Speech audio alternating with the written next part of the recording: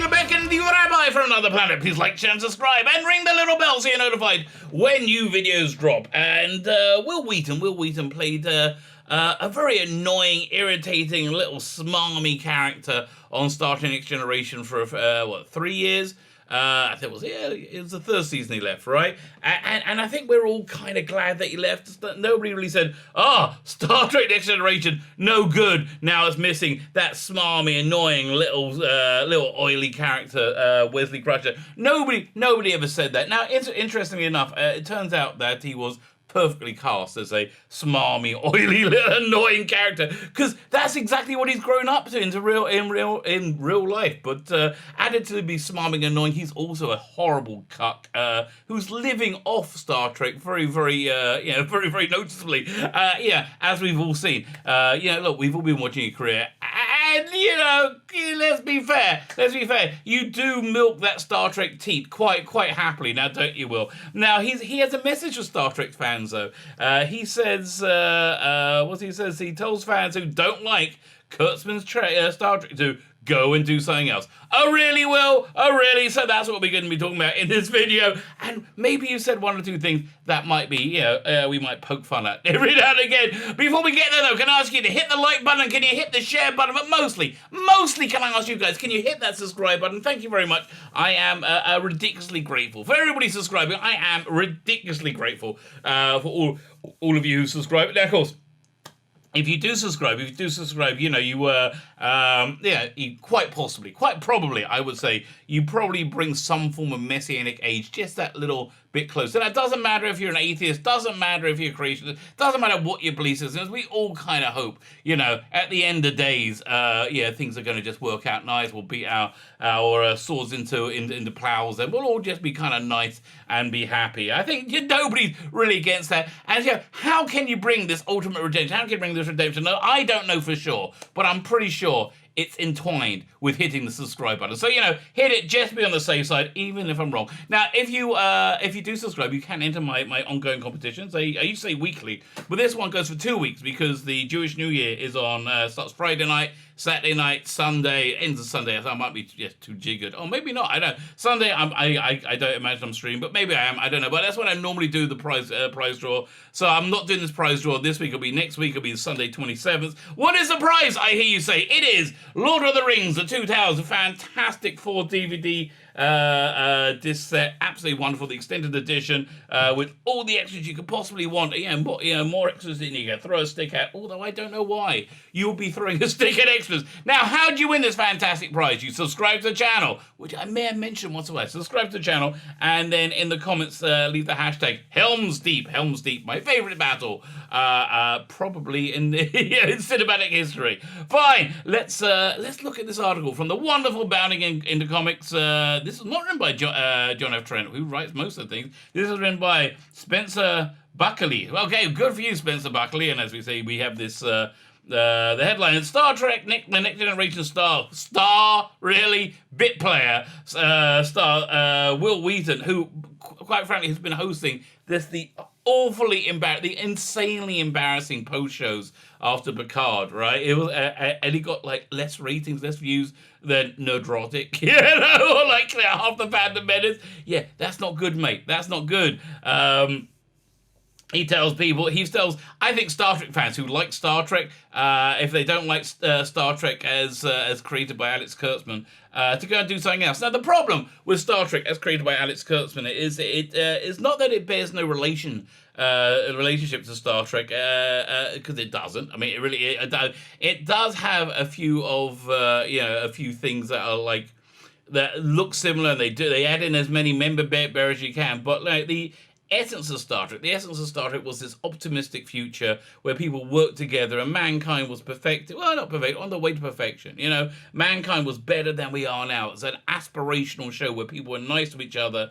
And more than that, I think it was also a show that was kind of smart, kind of made sense. It appealed to smarter people. So I think those are really the core parts of Star Trek. Putting it on a spaceship called the Enterprise, I think, is kind of window dressing. The spaceship called the Enterprise, that's nice. That's nice. Having Star Trek in title, that's nice. But the core of Star Trek is this wonderful aspirational future that we loved and has been jettisoned and shat all over by Alex Kurtzman. So Star Trek fans who like Star Trek, don't like the current iteration of Star Trek because it's not Star Trek. I understand. They put the Star Trek logo on it. They have an Enterprise in it. It has spaceships in it there because they're things that you recognize from Star Trek. But it's still, I don't think it's Star Trek because the core, the essence of it, isn't Star Trek. It's just the bottom line, just what it is. And I think Star Trek fans like that, and more than like that, they love that. They genuinely love it. It touched them. It's part of their lives.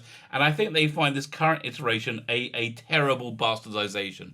But not Will Wheaton, who likes to be paid by Alex Kurtzman and is going to happily suck Alex Kurtzman's cock throughout this article. So let's see the emotional fellatio that goes on. So he's promoting some crappy movie. Who cares? You got it because you were on Discovery. You are completely replaceable. You're also a little bit white male. I think your time's over, don't you, Will, Mr. Soy Boy? So after they finished talking about this piece of crap movie that nobody cares about, they go, as the interview progressed, TrekMovie.com's Anthony Pascal eventually broached the topic of Star Trek and asked the actor if he was ever worried about what people sometimes call franchise fatigue. No, franchise fatigue is what we were experiencing, around Voyager. It's enough. I think midway through Voyager, people were just kind of sick of it, and it wasn't that good either. It just, unfortunately, Janeway wasn't that great. It was okay.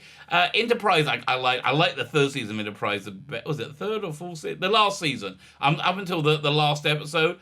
I like that the best. I think the third season was the Xindi arc, wasn't it? So that wasn't as good. But basically people got kind of sick of it and they needed a break, and it took a break and it came back in 2009 with the movie, the J.J. Abrams movie, which I found an enjoyable cinematic experience. I did, for my sins, So it's not. So Star Trek right now is not experiencing franchise fatigue. I mean, as we know, this is experiencing somebody making something that betrays the essence of the show. Absolutely betrays the essence of Star Trek, and goes counter to that essence of Star Trek in the minds of many, many, many Star Trek fans, and then slaps a Star Trek logo on it. So that's not fatigue. We're having Kurtzman fatigue, and we've been having it. Oh, listen, I've been having it since Discovery Season 2 started.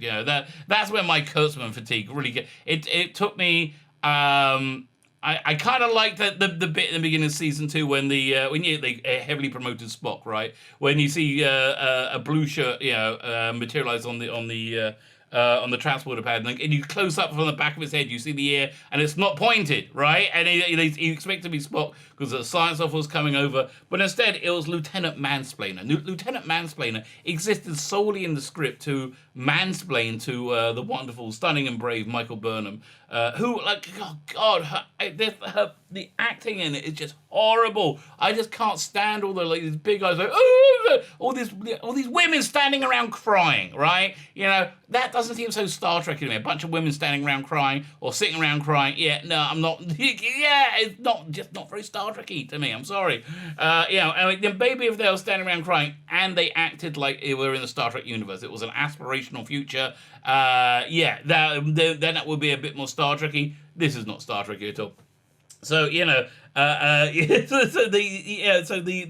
Kurtzman trek started right there. I was actually on board. When the Lieutenant Mansplainer showed up, I thought it was good. But by the time they blew him up for the heinous crime, terrible crime of not listening to Michael Burnham and then trying to explain something to her, I was basically, I was like, oh God, this is awful. And it just went downhill from there. Amazingly, if you can imagine such a thing. So Wheaton responded, I don't care about franchise fatigue. fatigue because no one's experiencing franchise fatigue. I mean, you either like it or you don't. Well, no, that's not true. You either like the current iteration of Star Trek or you don't. But if you're a Star Trek fan, more often than not, you love Star Trek. You absolutely love Star Trek, and it's not something you want out of your life. You don't want it to go from your life, right? And you certainly don't want the corpse of Star Trek to be dug up and repeatedly raped by lesser people, by horrible lesser people who are try and have the corpse raped in front of you, just so these horrible people can make a buck or two. It's just unbelievably bad, and that's kind of how I view Kurtzman Star Trek. I mean, you like it, so I don't like this Star Trek at all. I don't like it, and I'm offended that they're calling it Star Trek. That this is what they're doing in the name of Star Trek. Because I love Star Trek, so it's not a question of, hey, you just like it or you don't. No. It's like you've taken something that we've loved and bastardized it. So there's that. We can throw that into the mix. We can say either you come and participate in the storytelling or you don't. Well, I think the fandom menace isn't it? We're participating in storytelling by offering our I think, reasonable critique on the utter garbage that Kurtzman is constantly spewing out. The garbage that it's almost as if it's he's got like creative diarrhea, right? And it just this is stuff is worthless crap. Just splatters over the face of the poor unsuspecting Star Trek fan constantly. It's just, oh my god. So yeah, then we're not too thrilled about it. And to tell you, I'm not that much of a Star Trek fan, but I'm freaking offended with what he did, with it. I mean, I'm more of a Doctor Who fan, I would say. So yeah, I think we are participating in the storytelling. What do you think about that, Will? And it's a giant world with lots of people in it. Yes, but all the people in it now, if they happen to have white skin and aren't embarrassed of having white skin and aren't going an apology tour, are evil, terrible people, aren't they? Yes, it's kind of the subtext that you've been going on, especially if they're a male. They're part of the male patriarchy. Oh no, not the male patriarchy. That doesn't seem so Star Trek to me. Again, another aspect of Star Trek which I think is really core to it is, even when you had darker areas of Starfleet, you always had Starfleet represented America. It's very clear. Starfleet represented America. The Klingons represented the Russians. The Romulans were the Chinese. The political allegory was pretty obvious. But it came with a basic understanding that we thought that America was good. And America was a force for good. Or like, let's say the Western world, if you don't say America. The Western world was a force of good, and it wasn't perfect yet, but it aspired to be better. It aspired to be better. And, again, it was so important. Nichelle Nichols as a bridge officer on the original Star Trek, so insanely progressive, because that was the future we're aspiring to. And it was a happier future, right? Everybody was happier for being together. The future that Kurtzman has created is a miserable future where no one's happy, right? Which, I understand. People making it that's the world they view. That's how they see the world. It's terrible, everything's bad. But the reason they see that is because they're insane. They are out of their freaking minds. That is why. And they're hypocrites and liars and just the worst people humanity has ever produced. So what else you got to say, Will? Well, lots of people. And if you don't like it, God bless you. Will, I don't think God is really something that no one will care about.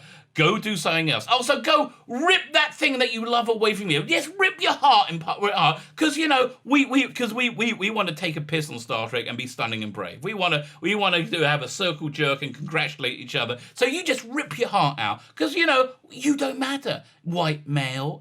That's what you say. That's just the way it is. No, I'm going to tell you the way it is, arsehole. This is the way it is. You can keep making your shit relentlessly as much as you like, and we're going to take the piss out of you. You know why we're going to take the piss out of you? Because you're giving us literally limitless material to take the piss out of you with. What kind of limitless material? Exhibit A. I'm pointing it right here, Exhibit A. And let's keep going. Will Wheaton further observed, what a genius he is. You're never going to be all things to all people. Yes, I know. But you're all things to a tiny clump of people, aren't you? You see, Twitter. Twitter is used, I think, by 3% of the Western world, about 3%. And I'll say about a third of Twitter is the Twitterati, right? The blue checkmark Twitterati who scream about causes but really don't want to do anything in their personal life about it whatsoever. So you're saying for that 1%, that 1% that has a stranglehold on our culture. I understand you have a stranglehold on culture. You're all things to that tiny group of people, that tiny clump of what I lovingly call piss babies. And he noted, if you try, you just end up being beige, which is boring and uninteresting.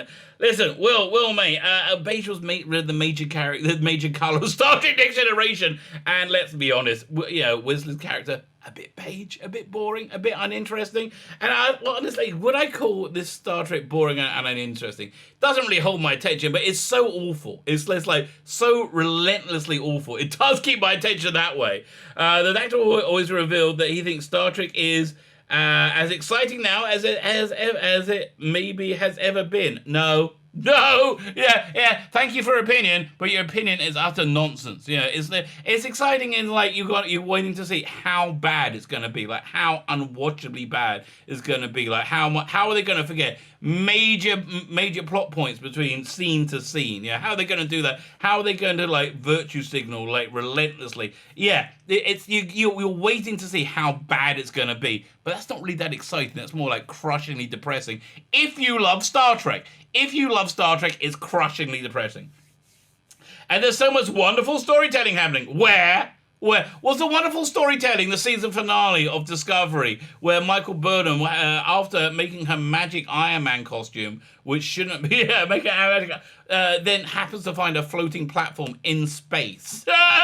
Like, space is big. You should read Hitchhiker's Guide to the Galaxy. Space, they do explain it. Space is big. Space is really big. If you think it's a long way down to, down the streets to the shops, if you think walking down to the shops is a long way, that's nothing compared to space. Yeah, space is very, very big. It is ridiculous. The sonar in space, everything. It is terrible storytelling. Terrible story. Normally, good storytelling, a hallmark of it is you don't forget major plot points from scene to sodding scene. The final scene of your story should make sense in context of your first scene. Is that your good storytelling? I don't think so. I think that is your good story. And there's so much great cast bringing up such great stories to life. I kind of like Saru, okay? I like Saru.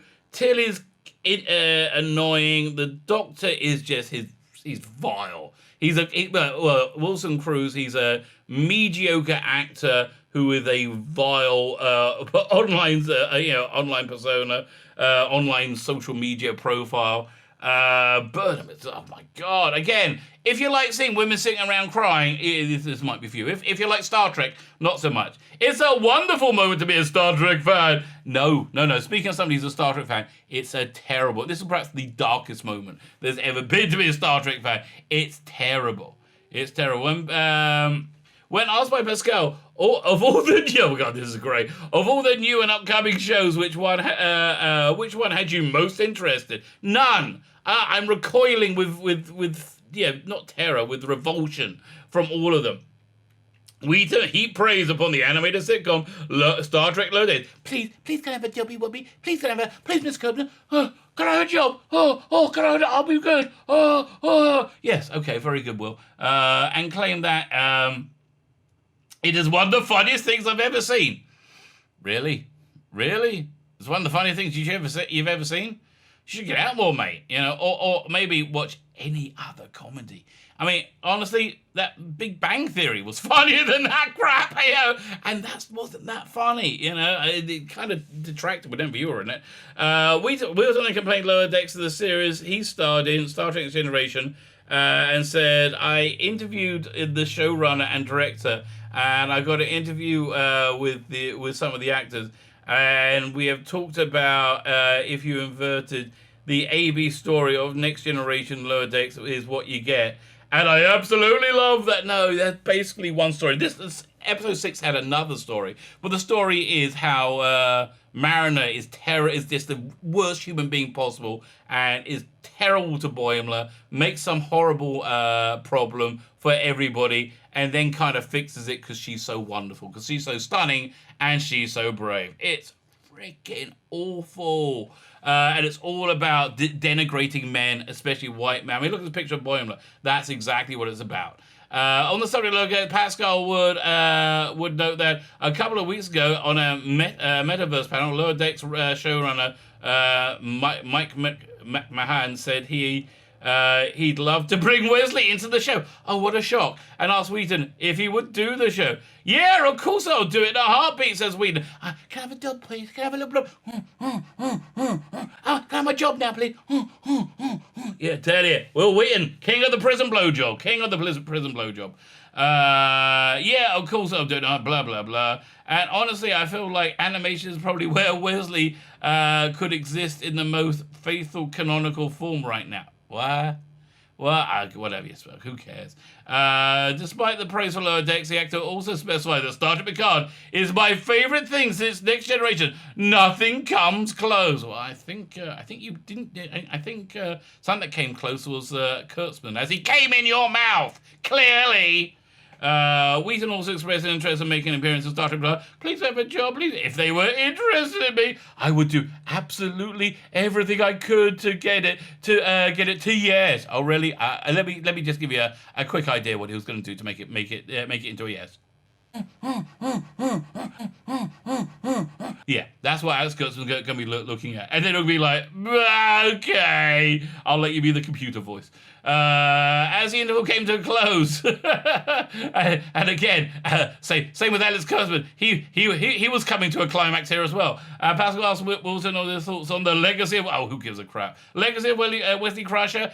We hated Wesley Crusher, and now you master cuck that you are, Will Wheaton, you have taken a massive shit over Wesley Crusher. So I don't. Who cares? Who cares about Wesley Crusher? Is there anything else we want to talk about in this?